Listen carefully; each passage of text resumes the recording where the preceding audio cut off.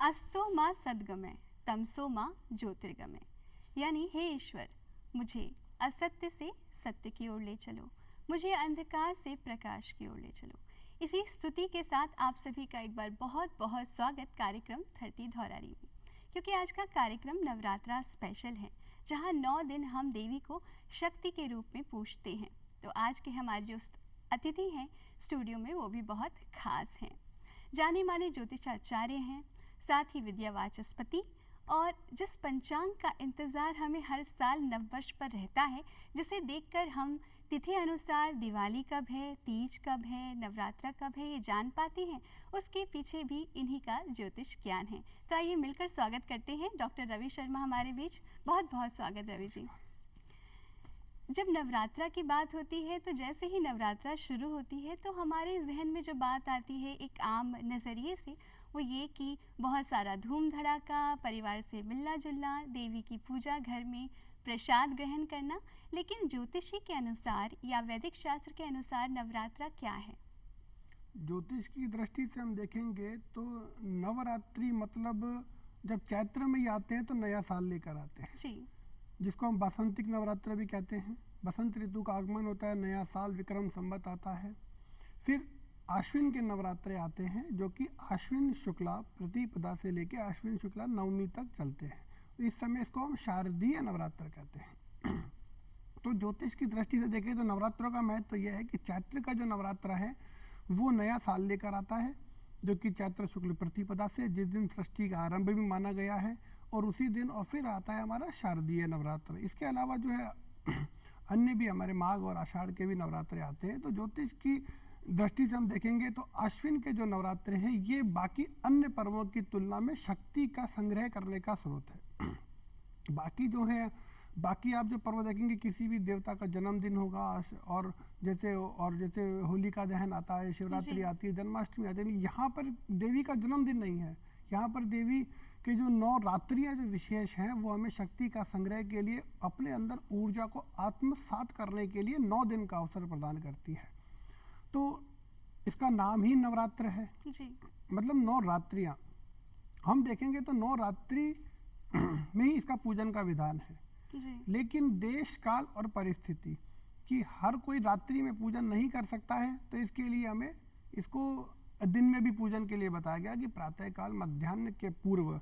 ध्यान रखिए कि अगर आप रात्रि में पूजन नहीं कर सकते हैं तो मध्याह्न के पूर्व, मध्याह्न के काल को मैं मानता हूँ तो लोग ज्योतिष के हिसाब से सामान्यतया 1:30 से 2 बजे तक मध्याह्न काल रहता है जी। तो उसके पहले भी आप नवरात्र का पूजन कर सकते हैं, अन्यथा रात्रि में करें तो विशेष फलदायक होता है। तो ज्योतिष का जो शास्त्रों का निर्देश है, नवरात्रि में रात्रि पूजन का विशेष महत्व बताया। अच्छा, नवरात्रि जो ये नाम है, रात्रि से संबंधित पूजन से ही संबंधित है। इस बार का नवरात्रा कैसे खास है पंचांग के अनुसार? जी, इस बार का जैसे हमारे नवरात्रे प्रारंभ हो चुके हैं तो आपने देखा होगा इस बार पंचांग के अनुसार, पहले तो पंचांग के 5 अंग होते हैं, तिथि, वार, नक्षत्र, योग और करण। इन 5 अंगों का समावेश करने के बाद संपूर्ण पंचांग का निर्माण होता है। तो इस बार आपने विशेष रूप से देखा होगा प्रतिपदा के दिन की मात्र 42 मिनट हमें पूजा के लिए मिले। मात्र 42 से 47 मिनट तक शहरों के चौगड़ियों के हिसाब से, किसी शहर में 42 मिनट, किसी शहर में 43 मिनट, जयपुर में हम देखेंगे तो 47 मिनट का हमें समय मिला। ऐसा क्यों हुआ कि हमने जो 42 मिनट का ये देखा, तो इस दिन चित्रा और वैदरती रहा जी। आश्विन शुक्ला जो प्रतिपदा आई उस दिन चित्रा नक्षत्र रहा और वैदरती योग रहा। तो चित्राम चंडी न पूजयेत, शास्त्रों का निर्देश है कि चित्रा में चंडी का पूजन नहीं करना चाहिए, और वैदरती सकलम त्यजेत, वैदरती का संपूर्ण त्याग है। तो हम देखते हैं कि लगभग रात को आधी रात तक चित्रा और वैदरती रहेगा। इसीलिए पूरे दिन जब कोई समय नहीं मिला तो अभिजीत का चयन किया गया जी।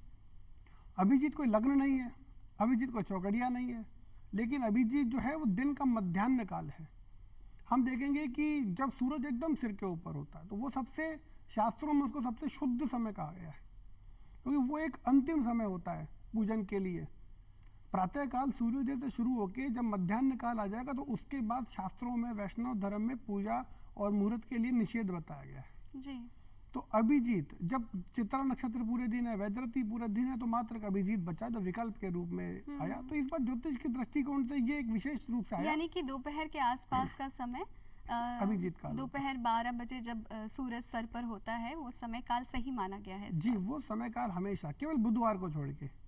अभिजीत की एक खास बात है कि हफ्ते में 6 दिन तो बढ़िया रहता है, पर बुधवार को निषेध है जी, क्योंकि बुधवार एक मानते हैं कि बुधवार अपने आप में स्वयं पूरे दिन अभिजीत होता है। अच्छा, तो इसीलिए इस बार अभिजीत में आपने देखा होगा और 47 मिनट मात्र आपको पूजन के लिए प्राप्त हुए। तो ये ज्योतिष की दृष्टि से ग्रहों की गणित के हिसाब से कभी कभी समय हमें बहुत कम मिल पाता है। तो ये ज्योतिष का महत्व इस बार देखा गया पंचांग का इसमें। तो ये विशेष इस बार का नवरात्रा हमारे लिए क्या खास लेकर आ रहा है? देवी का आगमन धरती पर, पूजा कर रहे हैं सभी लोग और एक मन में आस होती है कि अब कुछ नया होगा जीवन में, नयापन आएगा जीवन में। जी बिल्कुल, इस बार जो देवी का आगमन हो रहा है, शास्त्रों के अनुसार जो प्राप्त होता है हमें प्रमाण, गुरुवार के दिन माता डोली पर बैठ कर आ रही है। माता के अलग अलग वाहन है जी, तो इस बार डोली पर बैठ कर आ रही है और प्रस्थान भी गुरुवार के दिन हो रहा है। तो माता मनुष्य पर बैठ कर जा रही है।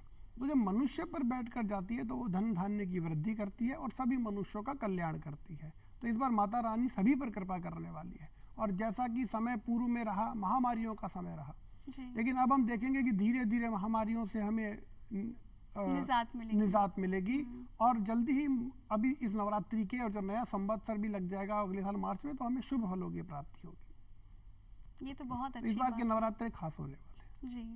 अच्छा, नवरात्रे एक ग्रीष्म ऋतु में भी यानी कि गर्मी में भी आता है और एक अभी सर्दियों में आता है, और भी कई प्रकार की नवरात्रि हैं। नवरात्रे हम देखेंगे तो साल में सामान्यतः 4 प्रकार के होते हैं, 2 सामान्य नवरात्रे और 2 गुप्त नवरात्रे। जैसे सबसे पहले हम देखेंगे वर्ष का प्रारंभ अंग्रेजी सन तो 1 तारीख को शुरू होता है। हमारा भारतीय संवत जो है विक्रमी संवत, जिसको विक्रमादित्य संवत मानते हैं, वो चैत्र से शुरू होता है। तो पहला जो नवरात्र आएगा वो चैत्र में आएगा और 9 दिन तक रहेगा। तो उसी दिन से हम वर्ष की प्रारंभ मान लेते हैं। जो दूसरा वाला जो होता है वो आषाढ़ का होता है, ये जो इसको कहते हैं गुप्त नवरात्र। फिर तीसरा वाला जो आता है वो आश्विन में आता है और चौथा वाला माघ में आता है। तो आषाढ़ और माघ वाले गुप्त नवरात्र हैं। अब हम यहाँ पर बताएंगे कि गुप्त नवरात्र और सामान्य नवरात्र में क्या फ़र्क है। हम आम मनुष्य जो वैदिक नहीं है, जो साधक नहीं है, जो तंत्र में सिद्ध नहीं है, क्योंकि दुर्गा सप्तशती साक्षात तंत्र है, यह सामान्य पूजा पाठ नहीं है जिसे कोई भी गृहस्थी कर सके। हरि नाम विष्णु नाम तो कोई भी गृहस्थी ले सकता है, राम नाम कोई भी सन्यासी ले सकता है, लेकिन दुर्गा सप्तशती तंत्र है। और इसके लिए विशेष बताया गया है कि 2 सामान्य नवरात्रों में तो आप पूजन पाठ फिर भी एक गृहस्थी को आज्ञा दी गई है कि आप स्वयं या किसी ब्राह्मण के द्वारा करवा सकते हैं। लेकिन जो 2 गुप्त नवरात्र हैं वो साधना के लिए विशेष बताए गए हैं।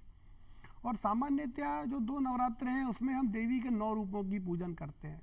तो देवी के 9 रूप हमें शास्त्रों में दुर्गा सप्तशती के अनुसार, दुर्गा सप्तशती जो मार्कंडेय पुराण का एक हिस्सा है, हमारे जो 18 पुराण हैं उसमें से एक है मार्कंडेय पुराण, उसमें दुर्गा सप्तशती है। तो जैसे आता है हमारे जो दुर्गा के जो 9 रूप है उसमें से एक हमें इसका फल मिलता है कि ये हमें पूजन का फल मिलता है कि प्रथमम शैलपुत्री च, द्वितीयम ब्रह्मचारिणी, तृतीयम चंद्रघंटेति, कूष्मांडेति चतुर्थकम, पंचमम स्कंद मातेति, षष्ठम कात्यायनीति च, सप्तमम कालरात्रि च, महागौरीति चाष्टमम, नवमम सिद्धिदात्री च, नवदुर्गा प्रकीर्तितः। नववीं जो है वो सिद्धिदात्री दुर्गा है। तो सामान्य नवरात्रों में हम इन 9 रूपों की पूजन करते हैं। जब गुप्त नवरात्र आएंगे तो हम इनकी जो है 10 महाविद्याएं हैं वो अलग है। तो जैसे तारा, पिंगला, धूमावती है ना, इनका हम पूजन करते हैं उस पर। और इनके अलावा 64 योगिनियाँ भी होती है। तो देवी के कई रूप हैं, 9 रूप ये जो बताए गए दुर्गा सप्तशती में, इसके अलावा तारा, धूमावती और ये बताया गया है, और इसके अलावा 64 योगिनियाँ बताई गई है। तो हर नवरात्र में हर देवी के अलग अलग रूपों का हमें पूजन का विधान बताया गया है। और जैसा कि आप इसको पता है कि आपको कन्या का पूजन भी किया जाता है इसमें। तो हम अष्टमी को हवन करते हैं, कन्या का पूजन करते हैं। अष्टम्याम जागरण कुर्यात, नवम्याम पारणम तथा दशम्याम विसर्जनम तथा। अष्टमी को जागरण करना चाहिए, अष्टम्याम जागरणम कुर्यात, नवम्याम पारणम तथा, नवमी को पारणा करना चाहिए और दशमी को इसका विसर्जन करना चाहिए। तो सामान्यतया अष्टमी को ही हम कन्या का पूजन करते हैं। और उसी दिन अब कन्याओं में आपको विशेष ये ध्यान रखना है कि कन्या किस उम्र की है। अच्छा, कन्या जो हम जिमाते हाँ। हैं उनके पीछे भी कोई कहानी है, ऐसी जी। कोई मान्यता है? हाँ, अष्टवर्षा भवेद गौरी, नववर्षा च रोहिणी, दशवर्षा भवेद कन्या, अथ ऊर्ध्व रजस्वला। तो अष्टवर्षा भवेद गौरी, 8 वर्ष की जो है वो कन्या को गौरी संज्ञा दी गई है, वो बहुत पवित्र है। जी। सबसे पवित्र जो शास्त्रों ने बताया गौरी। उसके बाद 9 वर्षा च रोहिणी, रोहिणी का भी विशेष विधान लगे। 10 वर्ष की कन्या कहलाती है। हम जो कहते हैं ना कन्या पूजन, तो 10 वर्ष की आयु जो है वो उसको हम कन्या संज्ञक कहते हैं। जी। 8 वर्ष की बालिका को हम गौरी के रूप में उच्चारित करेंगे कि गौरी पूजन किया। 9 वर्षा का हम रोहिणी पूजन किया। 10 वर्ष की कन्या है तो कन्या। उसके बाद सांसारिक रूप से उसको हम कन्या पूजन में सम्मिलित नहीं करते हैं। 10 साल के बाद, 11 साल के जी। बाद ये एक विधान बताया गया है। तो हर शास्त्रों में हर चीज के लिए निर्देश दिया गया है कि आप कन्या की उम्र कितनी हो। और कन्या के साथ साथ एक भैरव का पूजन भी होता है। आपने देखा होगा, आप जब अपने बोलते हैं कि हम कन्या पूजन के साथ में एक बालक को भी बुलाते हैं। बिल्कुल बुलाते हैं। वो बालक जी। क्या है, वो भैरव का रूप है, बटुक। हम्म। छोटा जो बालक है उसको बटुक रूप में पूजा जाता है, बटुक भैरव। भैरव और बटुक भैरव में भी फर्क है। जी। भैरव तो जो वयस्क है और छोटा जो बालक है वो बटुक भैरव है। तो सदैव जब भी कन्या पूजन करें तो उसके साथ में बटुक भैरव का पूजन भी जरूर करें। आपने देखा होगा वैष्णो देवी में जब आप जाते हैं तो वहाँ एक कथा किंवदंती आती है कि जब तक भैरव घाटी के दर्शन नहीं होंगे तब तक माता रानी के दर्शनों का दर्शन फल पूरे नहीं माने जाते हैं। होगा। तो वही हमारे इसमें भी प्राप्त होता है कि आप 9 कन्याओं का पूजन करें और साथ में एक बटुक भैरव का भी पूजन करें। तो ये विधान इसका बताया गया शास्त्रों का। बहुत खूबसूरत। यानी कि नवरात्रा में हर दिन देवी का अलग अलग रूप होता जी। है। क्या अलग अलग पूजा विधि भी है या एक ही रूप में पूजा की जा सकती है 9 दिन? नहीं, इनकी अलग अलग पूजा विधि है। अगर आप साधक हैं, तंत्र में सिद्ध हैं, गुरु से दीक्षित हैं, तो आप दुर्गा सप्तशती का पाठ कर सकते हैं। दुर्गा दुर्गति हारिणी, जो दुर्गति का हरण कर ले वही दुर्गा है, साक्षात दुर्गा है। जी। और कलयुग में कहते हैं कि दुर्गा सप्तशती का जिसने पाठ कर लिया उसको सभी दुखों से मुक्ति अवश्य मिलती है। साक्षात तंत्र है दुर्गा दुर्गति हारिणी। तो अगर आप सिद्ध हैं, गुरु से दीक्षित हैं और आप समर्थ हैं संस्कृत में पाठ करने में, तो आप दुर्गा सप्तशती का पाठ अवश्य करें। इसमें 700 श्लोक हैं और 700 श्लोकों का पाठ विभिन्न रूप से होता है। इसमें अनुलोम विलोम ऊर्ध्व और सामान्य पाठ भी कर सकते हैं आप, संपुटित पाठ भी, इसमें संपुट भी होते हैं कई प्रकार के। जी। तो और अगर आप आम व्यक्ति हैं, दुर्गा पाठ का साधन नहीं कर सकते हैं तंत्र के हिसाब से, तो आप एक देवी का जो मंत्र आता है ओम एम रीम क्लीम चामुंडाई विच्छे, ये नवारण मंत्र है। 9 अक्षर का मंत्र है ये नवारण, इसीलिए इसको नवारण कहा गया है क्योंकि ये 9 अक्षर का मंत्र है। जी। तो आप नवारण का जाप कीजिए, ओम एम रीम क्लीम चामुंडाई विच्छे। अगर आप एक आम साधक हैं, आम व्यक्ति हैं, तंत्र में सिद्ध नहीं है, गुरु से दीक्षित नहीं है, तो आप ओम एम रीम क्लीम चामुंडाई हाँ, विच्छे ये तो का। बहुत अच्छा है क्योंकि आजकल की व्यस्त जिंदगी में इतना व्यस्त समय जिंदगी। नहीं मिल पाता जी। कि इतनी लंबे समय तक पूजा की जा सके। और जी। आम गृहस्थ इंसान जो कि भाग दौड़ में लगा रहता है तो उसके लिए बहुत सही रहेगा। जी। और दुर्गा सप्तशती में भी कवच अर्गला कीलक ये आते हैं, 3 रहस्य आते हैं। तो और इसमें एक आता है कुंजी का पाठ, जी। वो भी संस्कृत में है, लेकिन कहते हैं कुंजी का पाठ मात्रेण दुर्गा पाठ फलम लभेत। अगर आप एक कुंजी का पाठ है जिसमें एक ही पृष्ठ का है वो भी करते हैं तो संपूर्ण 700 श्लोक का मातम्य प्राप्त होता है। जी। तो कई विधान बताए गए हैं, जैसा आपको सुविधा हो, देश काल परिस्थिति, जैसी आपकी काया साथ दे, जैसा आपका मन साथ दे, जैसा आपको समय हो वैसा आराधना कीजिए। आराधना जरूर कीजिए, आराधना से विमुख ना हो। जी। क्योंकि अगर एक अक्षर बोलने से भी ईश्वर प्रसन्न होंगे और पूरा पाठ करने से भी ईश्वर प्रसन्न होंगे। ईश्वर तो कहते हैं कि उस गजेंद्र पे भी प्रसन्न हो गए थे, जिसे तो बोलना भी नहीं आता था, उसको भी मोक्ष प्रदान हुआ था, तो उसे गजेंद्र मोक्ष मिला था। तो अगर आप अपनी यथाशक्ति यथा द्रव्य अपना सामर्थ्य के हिसाब से जितना पूजा पाठ कर सकें, जैसा कर सकें, विमुख ना हो कि मुझे संस्कृत नहीं आती है, मैं दुर्गा पाठ नहीं कर सकता हूँ, तो नवार्ण मंत्र का जाप कीजिए। जी। भगवत जी के 108 नामों का जाप कीजिए। वाह, ये तो बहुत अच्छा है। और इसी को देखते हुए मुझे लगता है कि जो हमारी परंपरा है, हमारी जो धरोहर रही है, भारतीय जो संस्कृति रही है, वाकई जिस पर रिसर्च भी की जा रही है और जब तब तक की जाएगी जब तक ये रहस्य उजागर नहीं हो जाते। और इन्हीं रहस्यों की अगर बात करें, एक और रहस्य है जो कि राजस्थान के बीकानेर शहर में करनी माता के मंदिर में देखा जाता है। माना जाता है ये मंदिर 25,000 चूहों से भरा हुआ है और जो भक्तजन वहाँ जाते हैं उन्हें चूहों का जूठा प्रसाद ही ग्रहण करने को मिलता है।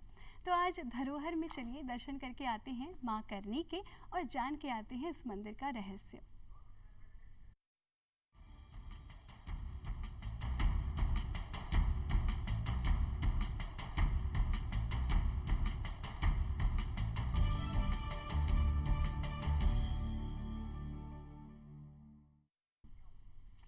एक बार फिर आप सभी का बहुत बहुत स्वागत कार्यक्रम धरती धौरारी में। आज नवरात्रा स्पेशल एपिसोड है और इसीलिए हमारे साथ स्पेशल गेस्ट हैं जो कि जाने माने ज्योतिषाचार्य हैं, डॉक्टर रवि शर्मा जी।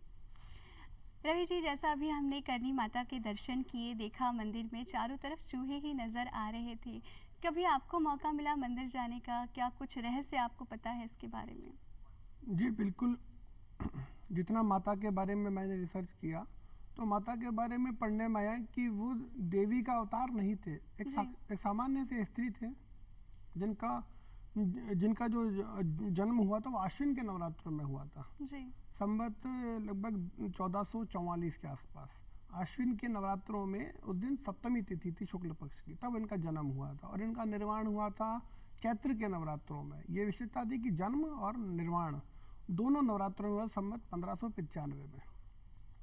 तो चारणों के घर में इनका जन्म हुआ था। रिद्धि भाई अलग अलग नाम इनके प्राप्त होते हैं। तो वो एक उनका जन्म हुआ था, जांगल प्रदेश कहते हैं बीकानेर को, शास्त्रों के जांगल प्रदेश में इनका जन्म हुआ था। और चूहों से इनकी कथा ऐसे जुड़ती गई कि बाद में इनके बड़े चमत्कार वहाँ पे बड़े सिद्ध पाए गए। फिर महाराज गंगा सिंह जी ने इनका मंदिर भी बनाया इनके निर्माण के बाद, और धीरे धीरे यहाँ पर चूहों की मान्यता बढ़ती गई। यहाँ के चूहों को जो है वो काबा कहा जाता है। काबा इसलिए कहा जाता है कि ये मान्यता है कि जो करणी माता के जो वंशज हैं वो मनुष्य योनि से जब मुक्त होते हैं तो वो काबा के रूप में प्रकट हो जाते हैं जी। और इसीलिए इनका एक बड़ा महत्व बताया गया। आपने देखा होगा कि चूहा जो है वो प्लेग की बीमारी फैलाता है, लेकिन कभी इस मंदिर में प्लेग दूर दूर तक नहीं आया। जब भारत भर में प्लेग एक महामारी के रूप में फैला था तब भी करणी माता के यहाँ पर प्लेग नाम की कोई चीज़ नहीं थी जी। और यहाँ पर मान्यता है, देखा भी जाता है, आप भी गए होंगे कि आरती के समय सुबह और शाम जब आरती सारे चूहे इकट्ठे अपने बिलों से बाहर आ जाते हैं। सामान्यतया चूहे शोर सुन के बिलों में चले जाते हैं, यहाँ के काबा जो है वो आरती के समय आ जाते हैं। फिर उनको भोग लगता है और वही भोग आम जनता में बांटा जाता है। मतलब चूहों का झूठा चरणामृत, दूध, मिठाई, प्रसाद सब जनता में बांटा जाता है और कोई बीमारी नहीं होती है जी। तो सिद्ध होता है कि हमारा शास्त्र जो है वो वैदिक विज्ञान बड़ा उन्नत है। कहीं कहीं रिसर्च अटक गया, कहीं कहीं रिसर्च चल रहा है और ये आज भी रिसर्च का विषय है कि ये चूहों का झूठा खाने से कोई बीमारी क्यों नहीं होती है, बल्कि देवी का प्रसाद मानकर हम खाते हैं जी। तो यहाँ पर ये सिद्ध होता है कि अगर आप में सच्ची श्रद्धा है, आपकी भावना अच्छी है, तो आप एक चूहे में भी देवी का रूप प्रकट कर सकते हैं। आप में कण कण में, कहते हैं ना, कंकर कंकर शंकर है, ये भारत की संस्कृति है। तो उसी को साकार करते हुए हमारे करणी माता का जो मंदिर है यहाँ पर ये हमें यहाँ पर सिद्ध करता है कि चूहा जैसा जो एक जीव है जिसको लोग अच्छी दृष्टि, लेकिन वो यहाँ पर काबा के रूप में प्रकट हुआ। तो ईश्वर ने सभी के लिए कुछ ना कुछ खास बनाया है और कह सकते हैं कि हम इसको चूहों का राजयोग कह सकते हैं। बिल्कुल ये हाँ। चूहों का राजयोग है और भगवान ने इस जैसे हर पशु में देखेंगे कोई ना कोई देवताओं का स्वरूप है, कोई ना कोई देवता का वाहन है, तो कहते हैं करणी माता का वाहन भी ये चूहा है। तो इसी के रूप में इसकी यहाँ पूजा की जाती है। जी, कहीं ना कहीं अगर हम अपनी इन परंपराओं की बात करें तो इसे साइंस से भी जोड़कर देखा जा सकता है। जैसे हनुमान चालीसा की कुछ चौपाइयों में धरती से लेकर सूर्य तक की जो एग्जैक्ट दूरी है वो बता दी गई है, जो कि बाद में साबित भी हुआ। साइंस ने भी साइंस ने भी यही बताया। और इसी तरह से अगर हम बरगद के पेड़ की पूजन की बात करें या तुलसी पूजन की बात करें तो इसके पीछे भी कहीं ना कहीं एक साइंस ही देखा जाता है। बिल्कुल, जैसे हनुमान चालीसा आपने कहा तो जुग सहस्र योजन पर भानु लील्यो ताहि मधुर फल जानू, तुलसीदास जी ने कहा। जी। तुलसीदास जी अकबर के काल में हुए थे, तब तो विज्ञान नहीं था उनके पास, जी। फिर भी उन्होंने सटीक गणना कर दी थी। और 5वीं शताब्दी में जो हमारे ज्योतिष के विद्वान हुए, वरामिर हुए, आर्यभट्ट हुए, उन्होंने भी तो बता दी थी। लेकिन हम भारतीय कह रहे हैं कि वसुधैव कुटुंबकम, हमने हमारे ज्ञान का पेटेंट नहीं करवाया। जी। बाहर वाले लोगों ने पेटेंट कराया तो उनका पहले हो गया, हमने पेटेंट नहीं कराया। हमने जुग सहस्र योजन पर भानु को चलने दिया ऐसे 15वीं शताब्दी से ही। तो बिल्कुल विज्ञान है। तुलसी का आपने बात की, तुलसी में जो होता है पारा होता है, तुलसी आप खाएंगे तो उसके आपको देखेंगे कि उसमें संतुलित मात्रा में अच्छा, पारा होता है, नेचुरल मरकरी होती नेचुरल है। मरकरी होता है उसमें, इसीलिए वो कई रोगों को दूर करता है। जी। और कहते हैं भगवान विष्णु को जब भोग लगता है, किसी को भी देवताओं को भोग लगाए, विष्णु को प्रिय है। दुर्गा के निषेध है तुलसी। जी। तुलसी याद रखिए दुर्गा को नहीं चढ़ाए, दुर्गा के निषेध है, केवल विष्णु के चढ़ती है। तो वहाँ हम देखते हैं कि तुलसी हो गया, बरगद हो गया, पीपल हो गया, देखते हैं ऑक्सीजन देते हैं हमको हर महीना, खेजड़े का पेड़ हो गया। तो इस हर प्लेनेट में हर पेड़ को किसी ना किसी देवता से जोड़कर देखा गया। खेजड़े का जो शमी का वृक्ष है उसको शनि से जोड़ा गया है, जी। शनि का हनुमान, और हमारे पीपल है जो बरगद है उसको विष्णु से जोड़ा गया है। तो हर लगभग विज्ञान हर जगह है। हम रिसर्च नहीं करते और हम ये कह देते हैं कि ज्योतिष तो वो है सूडो साइंस, सूडो साइंस का शब्द एक काम में ले लेते हैं अंग्रेज लोग हम ज्योतिषियों के लिए जी। कि ये तो कोई साइंस ही नहीं है। लेकिन हम कहते हैं कि हमारी साइंस है और हम हमारे लेवल पे रिसर्च कर रहे हैं। जी। और बिल्कुल पेड़ पौधा वनस्पति हर जगह तो ज्योतिष है। आजकल तो लोग आप देखते भी हैं कि लोग अपने घर में हर्बल नेचुरल ट्रीज प्लांट कर लेते हैं, तो हर जगह है। तो भगवान तुलसीदास जी से लेकर आज तक और 5वीं शताब्दी से लेकर आज तक जीरो का आविष्कार भी हिंदुस्तान में हुआ था। बिल्कुल बिल्कुल।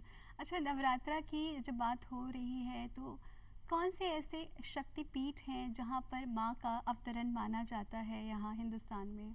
लगभग सभी 51 शक्तिपीठ जो हैं और एक भैरव का जो रूप है सभी जगह। इसकी जो किंवदंती जो हमारी शास्त्रों में प्राप्त होती है कि राजा दक्ष ने यज्ञ किया था जिसमें पार्वती मैया को बुलाया नहीं था, बेटी को नहीं बुलाया, दामाद को भी नहीं बुलाया, क्योंकि दक्ष जो थे वो अपने आप को ब्रह्मा का मानस पुत्र समझते थे और वो शिव का पूजन नहीं करते थे।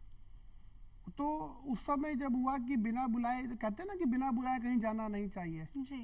तो वहीं से कहानी शुरू हुई कि बिना बुलाए कहीं नहीं जाना चाहिए, चाहे वो अपने पिता का ही घर क्यों ना हो। तो पार्वती मैया ने जब बोला शिव जी को कि ये प्रभु मेरे पिताजी यज्ञ कर रहे हैं, अपना ही घर है, चलिए